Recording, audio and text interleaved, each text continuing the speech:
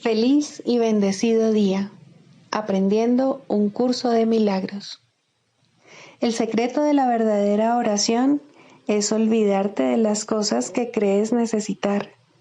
Pedir algo específico es igual que ver el pecado primero y luego perdonarlo. Del mismo modo, al orar pasas por alto tus necesidades específicas, tal como las ves, y las dejas en manos de Dios. Ahí se convierten en los regalos que le haces, pues le dicen que no antepondrás otros dioses a Él, ni que quieres otro amor que el suyo. Este libro es un comienzo, no un final.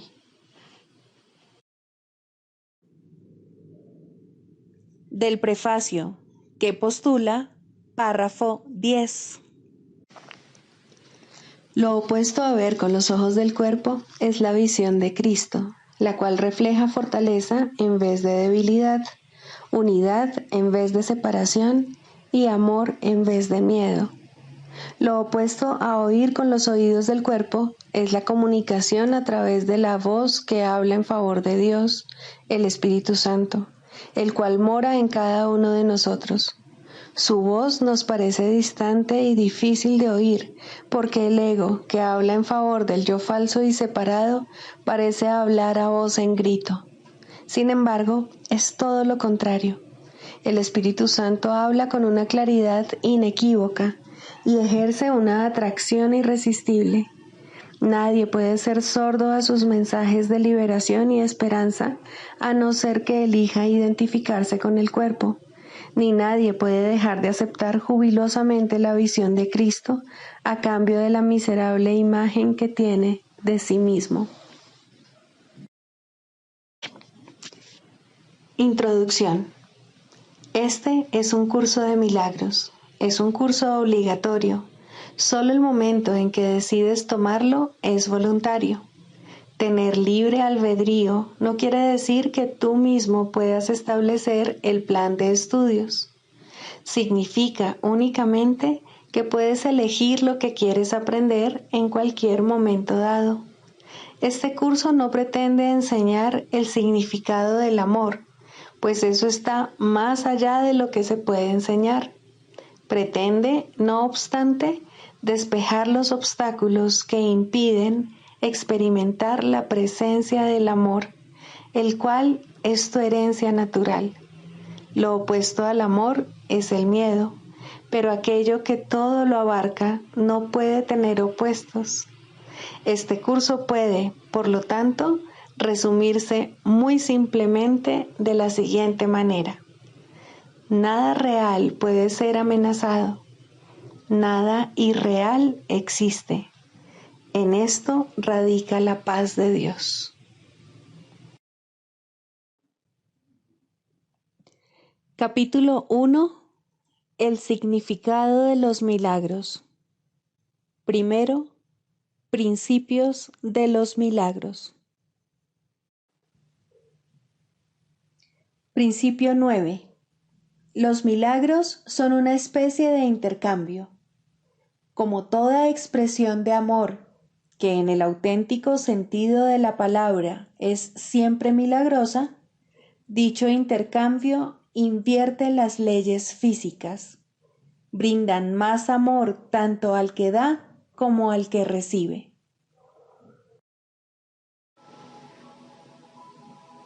Capítulo 19.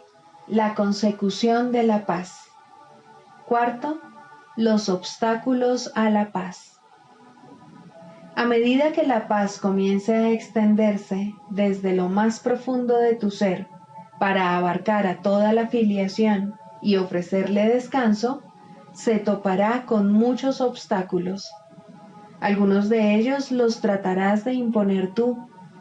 Otros parecerán provenir de otras partes, de tus hermanos o de diversos aspectos del mundo externo. La paz, no obstante, los envolverá dulcemente a todos, extendiéndose más allá de ellos sin obstrucción alguna. La extensión del propósito del Espíritu Santo desde tu relación a otras personas para incluirlas amorosamente dentro de ella, es la manera en que Él armonizará medios y fin.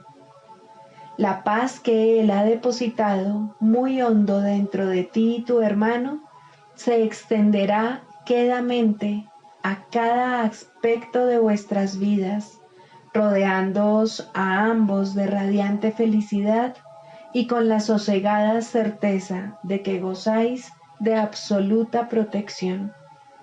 Y vosotros llevaréis su mensaje de amor, seguridad y libertad a todo aquel que se acerque a vuestro templo, donde la curación le espera. No tendréis que esperar para darle esto, pues le llamaréis y él os responderá, reconociendo en vuestra llamada la llamada a Dios. Y vosotros lo albergaréis y le daréis descanso tal como se os dio a vosotros. Todo esto es lo que harás. Para ello, no obstante, la paz que ya mora en lo más profundo de tu ser debe primero expandirse y transponer los obstáculos que situaste ante ella. Esto es lo que harás, pues nada que se emprenda con el Espíritu Santo queda inconcluso. No puedes estar seguro de nada de lo que ves fuera de ti, pero de esto sí puedes estar seguro. El Espíritu Santo te pide que le ofrezcas un lugar de reposo donde tú puedas descansar en Él. Él te contestó y entró a formar parte de vuestra relación. ¿No quieres corresponder a su gracia y entablar una relación con Él? Pues fue Él quien le confirió a tu relación el regalo de la santidad, sin la cual te habría resultado eternamente imposible apreciar a tu hermano. Él solo te pide que aceptes por él la gratitud que le debes, y cuando contemplas a tu hermano con infinita benevolencia, lo estás contemplando a él, pues estás mirando allí donde él está y no donde no está. No puedes ver al Espíritu Santo, pero puedes ver a tus hermanos correctamente, y la luz en ellos te mostrará todo lo que necesitas ver. Cuando la paz que mora en ti se haya extendido hasta abarcar a todo el mundo, la función del Espíritu Santo aquí se habrá consumado. ¿Qué necesidad habrá de ver entonces? Cuando Dios mismo haya dado el paso final, el Espíritu Santo reunirá todas las gracias que le hayas dado y toda la gratitud que le hayas ofrecido y la depositará dulcemente ante su Creador en el nombre de su Santísimo Hijo. Y el Padre las aceptará en su nombre. ¿Qué necesidad hay de ver en presencia de su gratitud?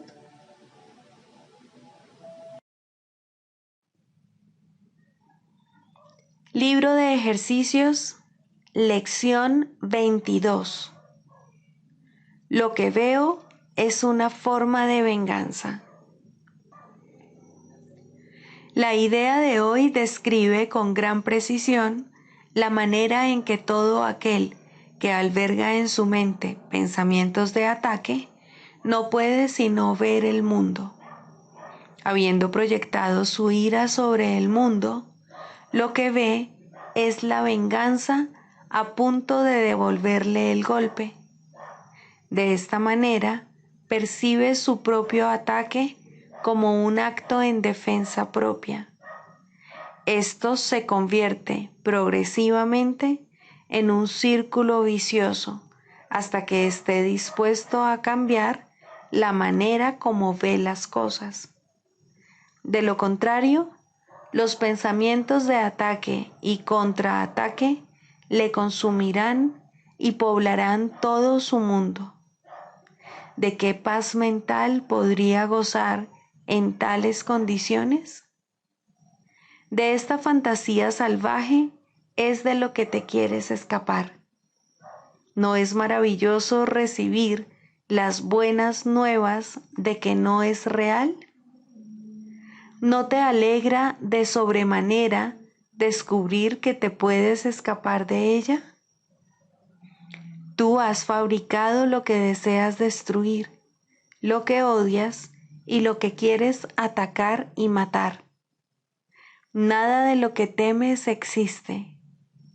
Mira hoy al mundo que te rodea por lo menos 5 veces durante no menos de 1 minuto cada vez. A medida que tus ojos pasen lentamente de un objeto a otro, de un cuerpo a otro, di para tus adentros: veo únicamente lo perecedero. No veo nada que vaya a perdurar. Lo que veo no es real. Lo que veo es una forma de venganza. Al final de cada sesión de práctica, pregúntate: ¿es este el mundo que realmente quiero ver? La respuesta será obvia. Del Manual para el Maestro, pregunta 4. ¿Cuáles son las características de los maestros de Dios? 2. Honestidad. Todas las demás características de los maestros de Dios se basan en la confianza. Una vez que ésta se ha alcanzado, las otras se suceden naturalmente. Solo los que tienen confianza pueden permitirse ser honestos, pues solo ellos pueden ver el valor de la honestidad. La honestidad no se limita únicamente a lo que dices. El verdadero significado del término es congruencia. Nada de lo que dices está en contradicción con lo que piensas o haces. Ningún pensamiento se opone a otro. Ningún acto contradice tu palabra, ni ninguna palabra está en desacuerdo con otra. Así son los verdaderamente honestos. No están en conflicto consigo mismos a ningún nivel. Por lo tanto, les es imposible estar en conflicto con nada o con nadie. La paz que experimentan los maestros de Dios avanzados se debe en gran medida a su perfecta honestidad. Solo el deseo de engañar da lugar a la pugna. El que es uno consigo mismo no puede ni siquiera concebir el conflicto. El conflicto es el resultado inevitable del autoengaño, y el autoengaño es deshonestidad. Para un maestro de Dios, nada supone un desafío, pues ello implicaría que se abrigan dudas, y la confianza en la que los maestros de Dios descansan con absoluta seguridad hace que les sea imposible dudar. Por lo tanto, solo pueden triunfar. En esto, como en todo, son honestos. Solo pueden triunfar porque nunca hacen su propia voluntad. Eligen por toda la humanidad, por todo el mundo y por todas las cosas que en él habitan, por lo que es inalterable e inmutable, más allá de las apariencias, y por el Hijo de Dios y su Creador. ¿Cómo no iban a triunfar? Eligen con perfecta honestidad, tan seguros de sí mismos como de su elección.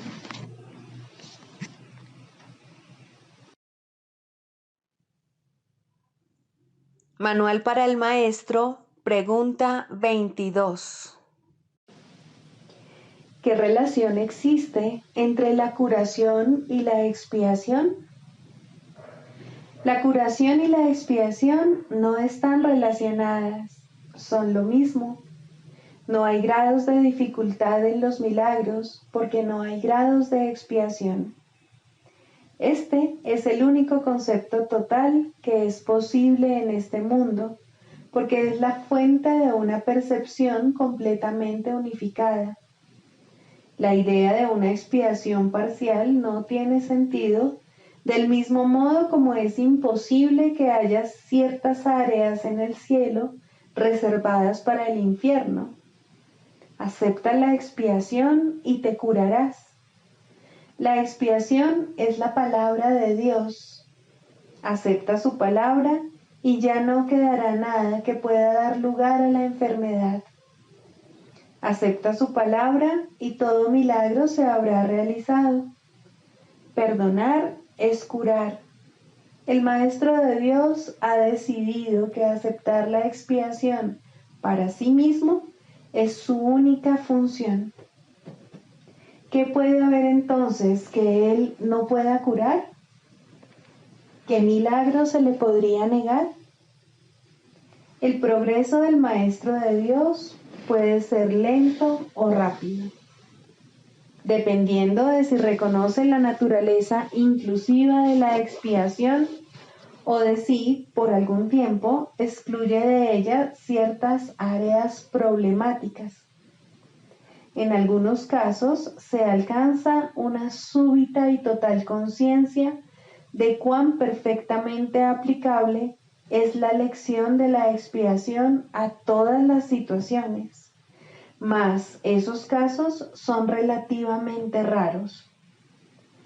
El Maestro de Dios puede haber aceptado la función que Dios le ha encomendado mucho antes de haber comprendido todo lo que esa aceptación le aportaría. Solo el final es seguro. En cualquier momento a lo largo de su camino, puede alcanzar el entendimiento necesario de lo que significa la total inclusión. Si el camino le parece largo, que no se desanime. Ya ha decidido qué rumbo quiere tomar. Eso fue lo único que se le pidió, y habiendo cumplido con lo requerido, ¿le negaría a Dios lo demás? Para que el Maestro de Dios progrese, necesita comprender que perdonar es curar. La idea de que el cuerpo puede enfermar es uno de los conceptos fundamentales del sistema de pensamiento del ego. Dicho pensamiento le otorga autonomía al cuerpo, lo separa de la mente y mantiene intacta la idea del ataque. Si el cuerpo pudiese enfermar, la expiación sería imposible. Un cuerpo que pudiese ordenarle a la mente hacer lo que a él le place, podría sencillamente ocupar el lugar de Dios y probar que la salvación es imposible. ¿Qué quedaría entonces que necesitase curación? Pues el cuerpo se habría enseñoreado de la mente. ¿Cómo podría entonces devolvérsele la mente al Espíritu Santo sin destruir el cuerpo? ¿Y quién querría la salvación a este precio? Ciertamente no parece que la enfermedad sea una decisión, ni nadie cree realmente que lo que quiere es estar enfermo. Tal vez pueda aceptar la idea en teoría, pero rara vez la aplica de manera consistente a todas las clases de enfermedad que percibe en sí mismo o en los demás. No es tampoco en este nivel donde el Maestro de Dios invoca el milagro de la curación. Él mira más allá de la mente y del cuerpo y ve únicamente la faz de Cristo resplandeciendo ante él, corrigiendo todos los errores y sanando toda percepción. La curación es el resultado del reconocimiento por parte del Maestro de Dios de quién es el que necesita ser curado. Este reconocimiento es aplicable solo a algunas cosas. Es verdad con respecto a todas las cosas que Dios creó. En dicho reconocimiento se subsanan todas las ilusiones. Cuando un maestro de Dios no puede curar, es porque se ha olvidado de quién es. De esta forma, la enfermedad de otro pasa a ser suya.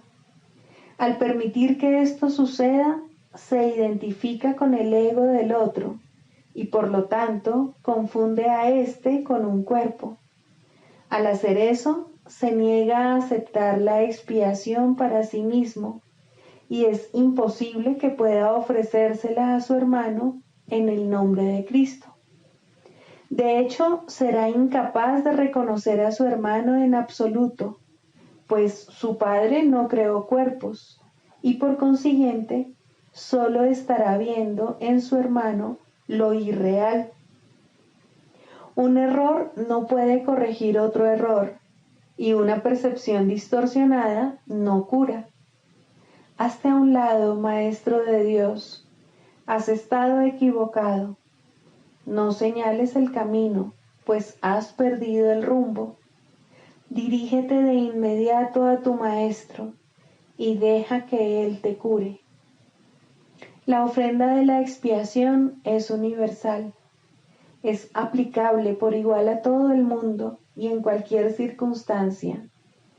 En ella reside el poder de curar a cualquier persona de cualquier clase de enfermedad.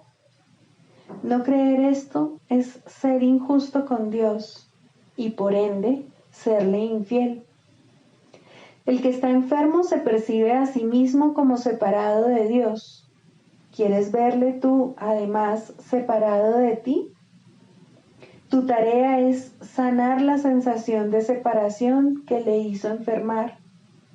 Tu función es reconocer por él que lo que cree acerca de sí mismo no es verdad.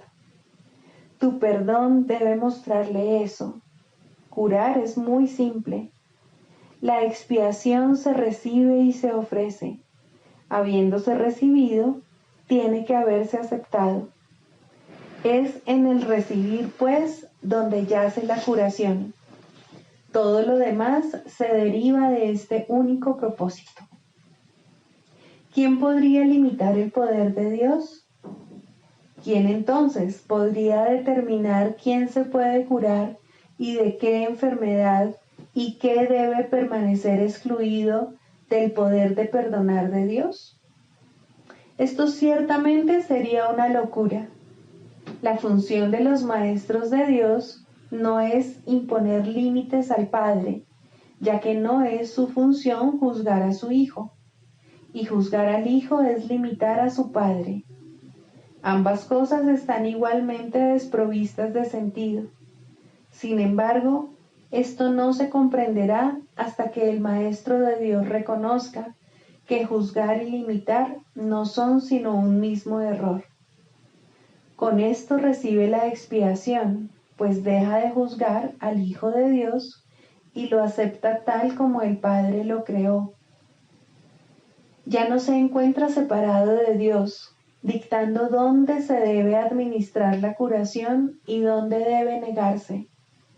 Ahora, Él puede decir con Dios: este es mi Hijo amado, que fue creado perfecto y que permanecerá así eternamente.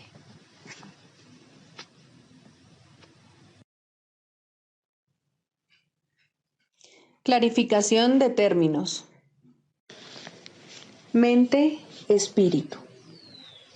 El término mente se utiliza para representar el principio activo del espíritu, el cual le suministra a éste su energía creativa. Cuando el término va con mayúscula, se refiere a Dios o a Cristo, es decir, a la mente de Dios o a la mente de Cristo. El espíritu es el pensamiento de Dios que Él creó semejante a sí mismo. El espíritu unificado es el único Hijo de Dios o Cristo. En este mundo, puesto que la mente está dividida, los hijos de Dios parecen estar separados. Sus mentes, asimismo, no parecen estar unidas. En ese estado ilusorio, el concepto de una mente individual parece tener sentido. En el curso, por lo tanto, se describe a la mente como si consistiera de dos partes, el espíritu y el ego. El espíritu es la parte que aún se mantiene en contacto con Dios a través del Espíritu Santo, quien, aunque mora en esa parte, también ve la otra. No se usa el término alma, excepto en citas directas de la Biblia, por ser un término sumamente polémico. En cualquier caso, sería un equivalente de espíritu, entendiéndose que, al formar parte del ámbito de Dios, es eterna y nunca nació. La otra parte de la mente es completamente ilusoria y solo teje ilusiones. El espíritu conserva su potencial creativo, pero su voluntad, que es la de Dios, parecerá estar cautiva mientras la mente no esté unificada. La creación continúa imperturbable porque esa es la voluntad de Dios. Dicha voluntad está siempre unificada y por lo tanto no tiene significado en este mundo, no tiene grados ni opuestos. La mente puede gozar de rectitud o estar errada dependiendo de la voz que escuche. La mentalidad recta escucha al Espíritu Santo, perdona al mundo y en su lugar ve el mundo real a través de la visión de Cristo. Esta es la visión final, la última percepción, la condición en la que Dios mismo da el paso final. Ahí, al tiempo y a lo ilusorio les llega su fin. La mentalidad errada escucha al ego y teje ilusiones, percibe el pecado, justifica la ira y considera que la culpabilidad, la enfermedad y la muerte son reales. Tanto este mundo como el mundo real son ilusorios, pues la mentalidad recta simplemente pasa por alto o perdona lo que nunca ocurrió. Por lo tanto, la mentalidad recta no es la mentalidad uno de la mente de Cristo, cuya voluntad es una con la de Dios. La única libertad que aún nos queda en este mundo es la libertad de elegir, y la elección es siempre entre dos alternativas o dos voces. La voluntad no está involucrada en la percepción a ningún nivel y no tiene nada que ver con el proceso de elegir. La conciencia es el mecanismo receptor, el cual recibe mensajes tanto del plano superior como del inferior, del Espíritu Santo o del ego. La conciencia tiene niveles y puede cambiar drásticamente de uno a otro, pero no puede trascender el dominio de lo perceptual. En su nivel más elevado, se vuelve consciente del mundo real y puede ser entrenada para hacer eso cada vez con mayor frecuencia. Sin embargo, el hecho mismo de que tenga niveles y de que pueda ser entrenada demuestra que no puede alcanzar el conocimiento. El proceso de la psicoterapia. Séptimo, la relación paciente-terapeuta ideal. ¿Quién es entonces el terapeuta y quién el paciente? Al final, todo el mundo desempeña ambos papeles. Aquel que necesita curación debe curar. Médico, cúrate a ti mismo. ¿Quién más, sino tú, necesita curarse? ¿Quién más, si no, necesita curación? Cada paciente que acude a un terapeuta le ofrece a éste la oportunidad de curarse a sí mismo. Por lo tanto, es su terapeuta. Y cada terapeuta debe aprender a curarse con cada paciente que acude a él. De esta manera, el terapeuta se convierte en el paciente. Dios no sabe nada de separación. Lo único que sabe es que tiene un hijo. Su conocimiento se ve reflejado en la relación paciente-terapeuta ideal. Dios acude a aquel que lo llama y éste se reconoce a sí mismo en él. Piensa detenidamente, maestro y terapeuta, por quién oras y quién es el que necesita curación, pues la terapia es oración y la curación es su mira y su resultado. ¿Qué es la oración sino la unión de mentes en una relación en la que Cristo puede entrar a formar parte? Esa es su morada, a la que la psicoterapia lo invita. ¿Qué sentido tiene la curación de un síntoma si siempre hay otro que se puede elegir? Mas una vez que Cristo ha entrado, ¿qué otra elección hay salvo permitir que se quede? No hay necesidad de más, pues eso es todo. Ahí está la curación, la felicidad y la paz. Estos son los síntomas de la relación paciente-terapeuta ideal, que reemplazan a aquellos con los que el paciente llegó cuando vino pidiendo ayuda. El proceso que realmente tiene lugar en esa relación es uno en el que el terapeuta le dice de todo corazón a su paciente que todos sus pecados han sido perdonados junto con los propios. ¿Qué diferencia hay entre la curación y el perdón?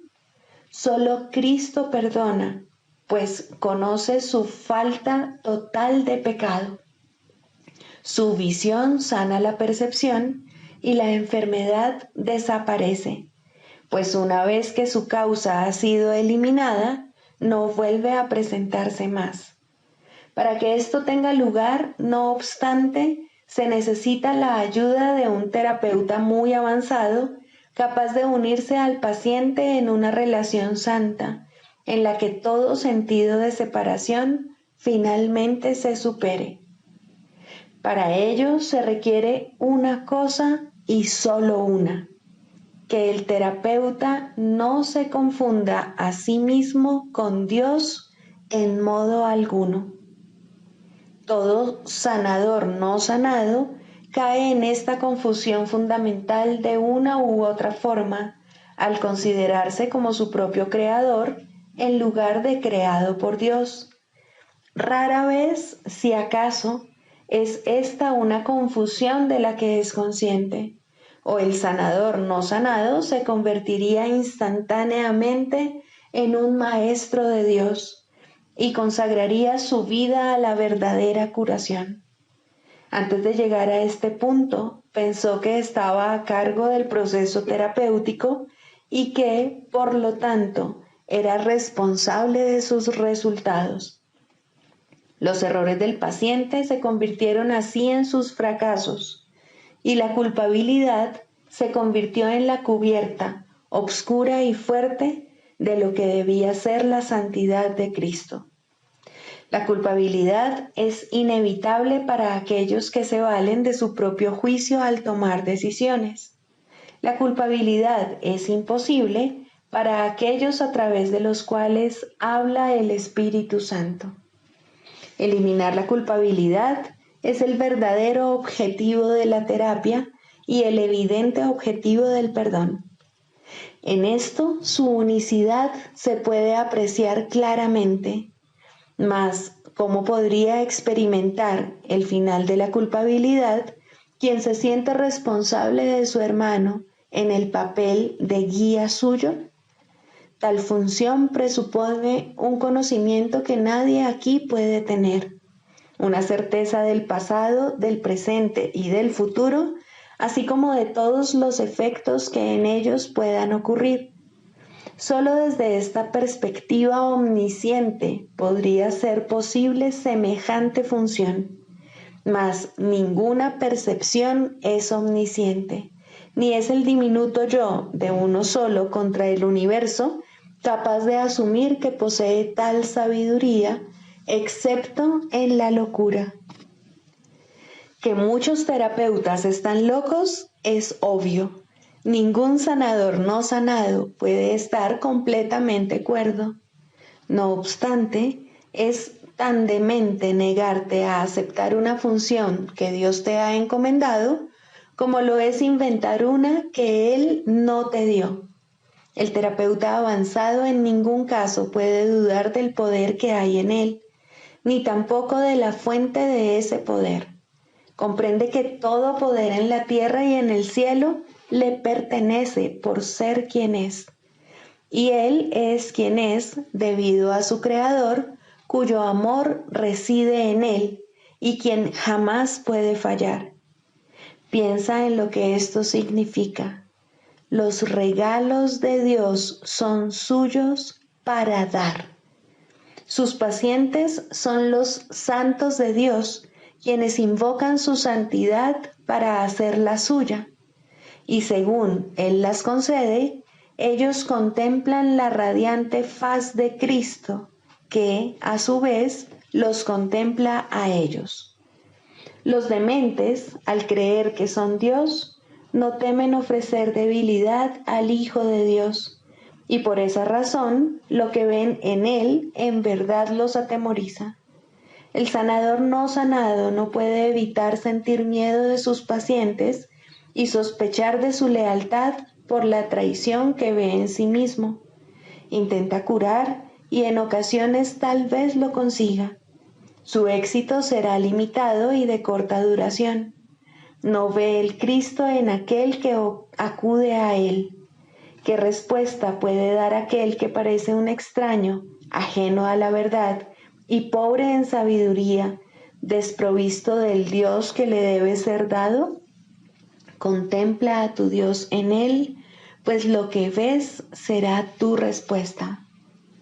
Piensa en lo que en realidad significa la unión de dos hermanos, y luego olvídate del mundo y de todos sus míseros triunfos, así como de sus sueños de muerte. Todos son uno y lo mismo, y ahora nada puede recordarse del mundo de la culpa. La habitación se transforma en un templo y la calle en un torrente de estrellas que, rozando suavemente, se desliza más allá de todos los sueños enfermizos. La curación se ha dado, pues lo que es perfecto no necesita curación. ¿Y que puede necesitar perdón allí donde no hay pecado? Siéntete agradecido, terapeuta, que puedes contemplar cosas como estas solo con entender tu verdadero papel. Si no lo haces, habrás negado que Dios te creó y por ende no sabrás que eres su hijo. ¿Quién es tu hermano ahora? ¿Qué santo puede venir para llevarte con él a casa? Has perdido el rumbo. ¿Cómo puedes ahora esperar ver en él una respuesta que te has negado a dar? Cura y cúrate. No hay otra alternativa que pueda jamás conducir a la paz. Deja entrar a tu paciente, pues viene a ti de parte de Dios. ¿No es acaso su santidad suficiente para despertar en ti tu memoria de Él? El canto de la oración. Primero, la causa de la enfermedad.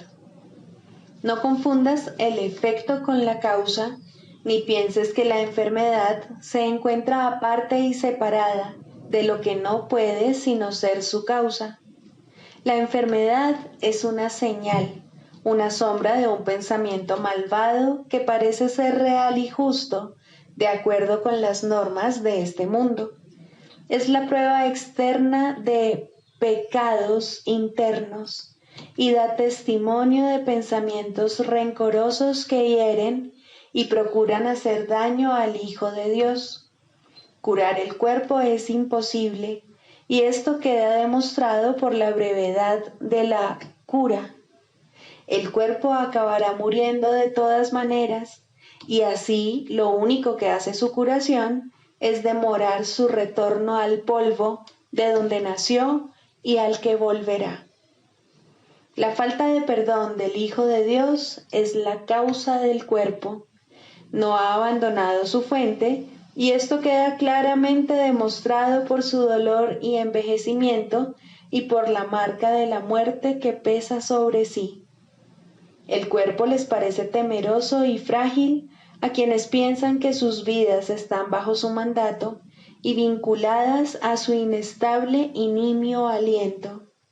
La muerte los contempla conforme cada momento que pasa se escapa irrevocablemente de sus avariciosas manos sin poderlos retener, y sienten miedo cuando se producen cambios en sus cuerpos y éstos enferman, pues sienten el fuerte hedor de la muerte en sus corazones. El cuerpo puede sanar como efecto del verdadero perdón. Solo eso puede traer el recuerdo de la inmortalidad, que es el don de la santidad y del amor. El perdón no puede sino ser concedido por la mente que comprende que debe pasar por alto todas las sombras que cubren la santa faz de Cristo, entre las cuales la enfermedad se debe considerar una de ellas. No es nada más que esto, la señal del juicio hecho de un hermano sobre otro hermano y del Hijo de Dios sobre sí mismo, pues ha condenado al cuerpo a hacer su prisión y olvidó que fue Él quien le adjudicó ese papel. Lo que el Hijo de Dios ha hecho, ahora Él mismo tiene que deshacerlo, pero no solo, pues se desprendió de la llave de la prisión, su santa impecabilidad y el recuerdo del amor de su Padre. No obstante, se le ha dado ayuda a través de la voz que su Padre puso en él. El poder de curar es ahora el don que le ha concedido su Padre, pues a través de su voz él puede llegar hasta su Hijo y recordarle que el cuerpo puede convertirse en su morada elegida, pero nunca será su hogar en verdad. Es necesario distinguir, por lo tanto, entre la verdadera curación y su defectuosa contraparte. El mundo de los opuestos es el lugar de la curación, pues, ¿qué podría necesitar curación en el cielo? Tal como en el mundo, la oración puede pedir desacertadamente y la aparente caridad perdonar para matar. Así la curación puede ser tanto falsa como verdadera, testigo del poder del mundo o del eterno amor de Dios.